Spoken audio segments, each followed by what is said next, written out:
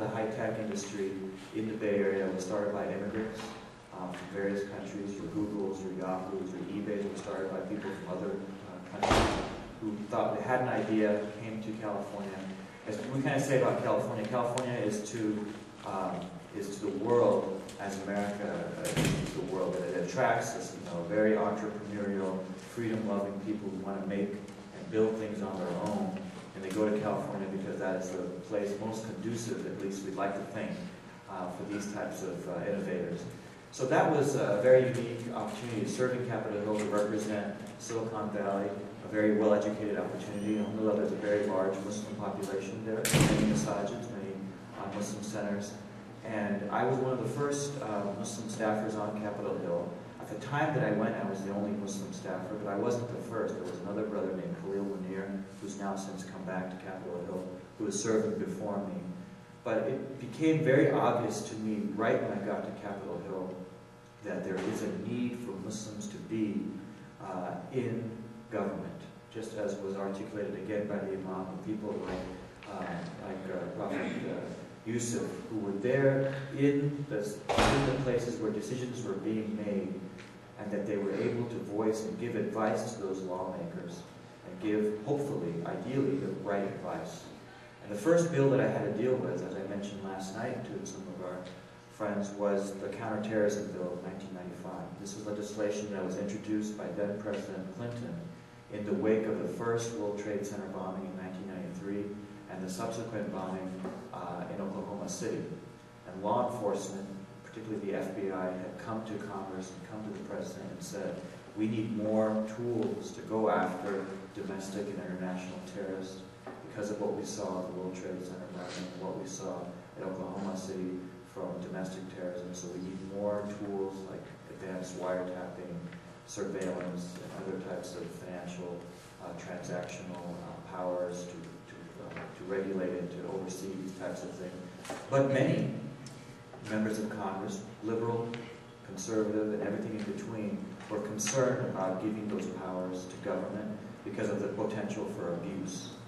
And I knew, particularly as a Muslim American, that a lot of those powers that were being sought by law enforcement, which were completely legitimate, some of them could be misused by government. And we all know the stories of abuse and unfair targeting of various communities, including the Muslim Arab populations. And so, right away I got to work on that bill, and right away we were able to form a coalition between Republicans, like my boss, both moderate and conservative, from the South, from California, from the North, from the Northeast, and then Democrats, even including David Bonnier from right here in Michigan, Congressman Conyers from Detroit, to form a coalition to amend that law before it was passed through the legislative process so that we would not be unfairly targeting particular communities.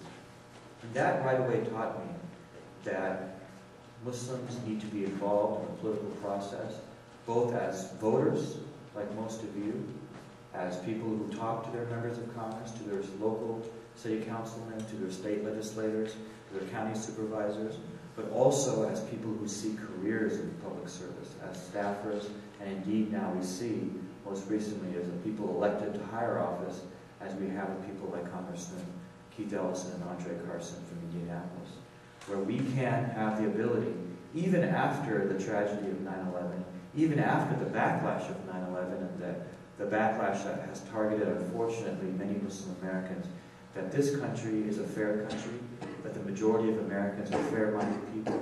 And it was very interesting for me to witness that not only was there one member of Congress, but two members of Congress, openly Muslim, practicing Muslims, to be elected to Congress just a few years after 9/11. But importantly, this is important for Muslims to realize, that they were elected to districts that were predominantly non-Muslim. For years I've been hearing, maybe you've been hearing because you live right here in Michigan, that, yeah, if there ever is going to be a Muslim, it'll be a person from Dearborn or the areas where there's lots of Muslims. And ironically, the two Muslims have come from Indianapolis and downtown Minneapolis, from districts that are largely not Muslim. And that says something about the United States, and that says something about the American population. That in the end, They care about the same things that we do, and it's important for Muslims to articulate that same concern that we care about the same thing that our fellow Americans care about. And that came to me as a real important point, most recently in the controversy surrounding the Park 51 Lower Manhattan Islamic Center. And that was, in study after study, there were some very, very startling numbers. And I know my brother Khurram is a numbers guy who loves these. He's probably crunching some numbers right now. But these numbers really taught me something. But some of the numbers that I'll just point out included, for example, first of all, on the proposed Islamic Center at Lower Manhattan, over 70% by various polls of Americans opposed the construction of the center. Now, the majority of Americans said, we know that Muslims have the right to build a center there, but we still oppose it for various reasons, whether it's not sensitive to the victims of 9/11, whether we think there's some link between the Muslim community and what happened on 9/11 and other terrorist incidents. Either way, 70%, the vast majority, oppose the construction of an Islamic Center in Lower Manhattan. And indeed, this is not unique to Lower Manhattan. We see that in places like Murfreesboro, Tennessee, or in Wisconsin, or in Temecula, California, or in Katy, Texas. Local communities have opposed the construction of local Islamic centers in their local neighborhoods for a host of reasons. Because there is a large gap of trust between the Muslim American community and our fellow Americans. And that gap has grown worse 9 years after 9/11 than merely days after 9/11. The favorability rating of Islam and Muslims was higher just days after 9/11, days after the trauma of the attacks in New York and Virginia and Pennsylvania, than even now 9 years later. You would think that 9 years later, after the tragedy has been now in the past, and that Muslim organizations like CAIR, like Islam, like MPAC, and other organizations and communities like the one right here in Canton, who have worked to reach out to our friends and neighbors, that we would have reduced the misunderstanding about Islam and Muslims. But indeed, the misunderstanding, and indeed in some cases the hate, has only grown worse after the 9/11 tragedy 9 years later. And that really, as somebody like me who follows these issues, really taught me something that we need to change.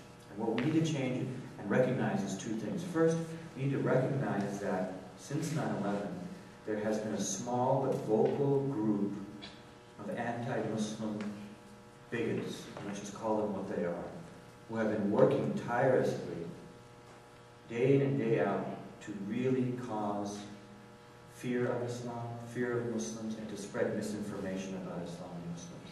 We see it on the internet, we see it on television programs, we see it in emails that many of you might get from a friend, say, is this true? And that misinformation, while it's been on the fringe, has really began to penetrate the conscience of our fellow Americans, to the point now that when they are asked, do you think Muslim Americans should build an Islamic Center in Ground Zero, 70% are opposed to it. That really was interesting to me, because then the second thing that taught me was that Muslim Americans, we need to work harder to tell our story, because we have not done our job of telling the story of who we are, what our beloved deen is, who our Prophet ﷺ was, and what his teaching was, and we need to do a better job.